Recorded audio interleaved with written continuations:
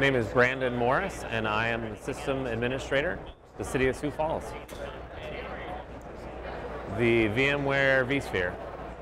Well, the primary use case for vSphere is managing and controlling all of our virtual environments, from the servers, the storage resources, to all of the guest virtual machines. I think one of the most valuable features that vSphere has is its HA and DRS protection, where it can simply make sure that all the machines are always where they need to be and how they need to be taken care of. We have a lot of servers and services for emergency services, doing police, fire, things like that. And so we use the ability to use like DRS's anti-affinity rules to make sure that those redundant server pairs always stay away from each other. But then if anything would happen to one of them, then we have like a HA to be able to come up and bring it right up and going again.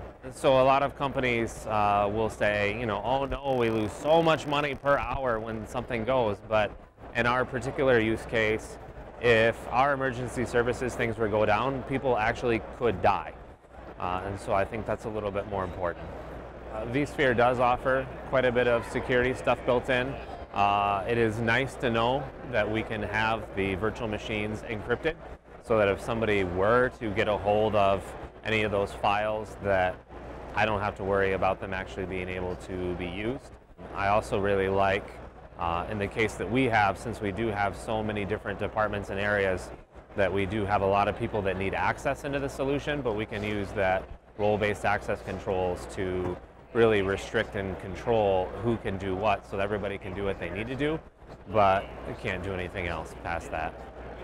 As far as mission critical apps, the most important that I see is our computer-aided dispatch software that runs all of the police and fire and ambulance services for the city. And I think that that is the most important thing that we do, is to simply protect lives and protect property. Then other kind of very critical workloads that we have an enterprise resource planning system that most everything goes. The city also has a lot of geographical information about everything that is in the city, and the citizens and everybody actually uses that data constantly. As far as performance on vSphere, I think the performance is great. We've been running everything virtualized from VMware forever, so I can't really say that but I can tell from version to version, and now out on version 6.7, that everything is continuing to be better, faster, stronger for everything that it does. I think that vSphere has improved our organization and what we do, because it easily enables all of us as IT professionals to provision and manage just the vast amounts of servers and other resources that we have.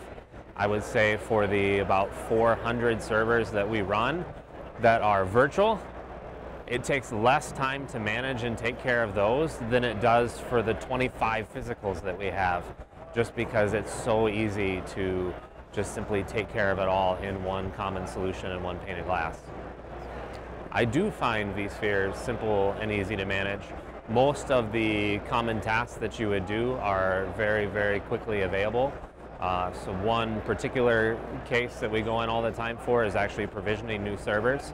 And if you take that to the analogy of the physical world, that was something that by the time that you got it, you plugged it in, you stacked it, you did everything, you got the firmware up and going, got the OS loaded and patched, you're easily in it for a day to 2 days trying to prep up something that way.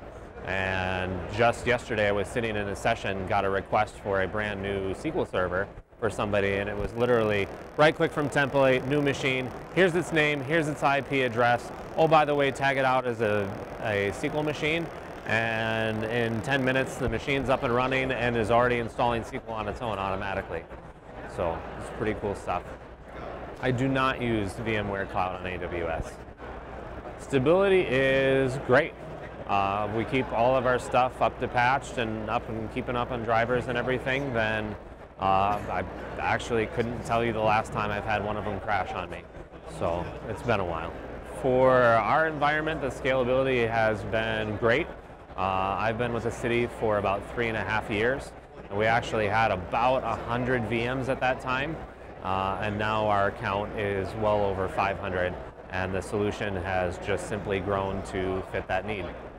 I am going to be honest that their level 1 support is actually not that helpful, but it's been something that I actually talked with some of the people in the inner circle discussions, and they're changing some of those processes around.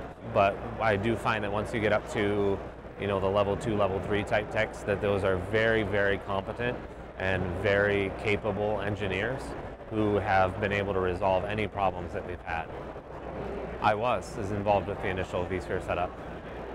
For the most part, the setup is fairly straightforward. Though the last time when we set up the vSphere 6 environment, we went into fully redundant HA platform services controllers and everything, and so I think we chose to make the solution a little bit more complicated than it needed to be. But with 6.5 and 6.7, there's some enhancements in all of it, so now they want all that stuff embedded, and the process is a lot simpler and a lot easier to get everything going. I see room for improvement in the vSphere product just a little bit on, I know they're making all that transition from the traditional FAT client to the new HTML5 interface. And I've watched that grow from being technical previews to where it's at today. And it's probably 90% there. But I think that VMware could continue to put improvements into that UI so that all the tasks can be performed as quickly as they used to be done in the FAT client. And then actually, just yesterday, I had met with the lead solutions architect for vSphere, and one of the things that I really kind of sat him down on is I said, what's the deal between these custom attributes and these tags, and what are you trying to do kind of that? And he just kind of went, so here's the deal.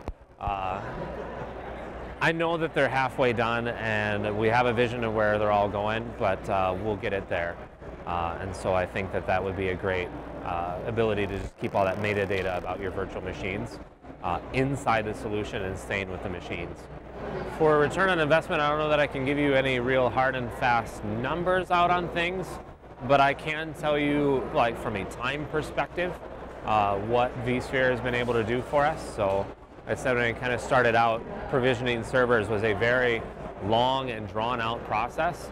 And now we're to a point where I can literally, from the moment I decide I want a server to the time that Windows is up and running is less than 10 minutes. And that's fantastic to me too.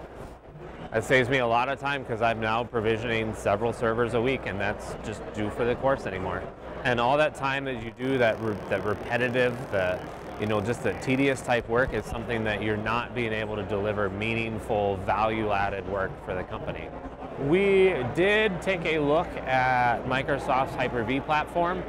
So the city's always had a philosophy of just because we've always used something doesn't mean that that's always going to be the right way to continue to go forward.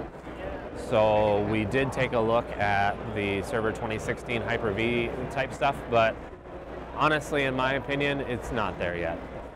So VMware was still the superior choice for the hypervisor. As an overall solution, I'd probably give it a 9. It is very rock solid in everything that it does, and it simply works with everything, and it does a pretty darn good job doing it.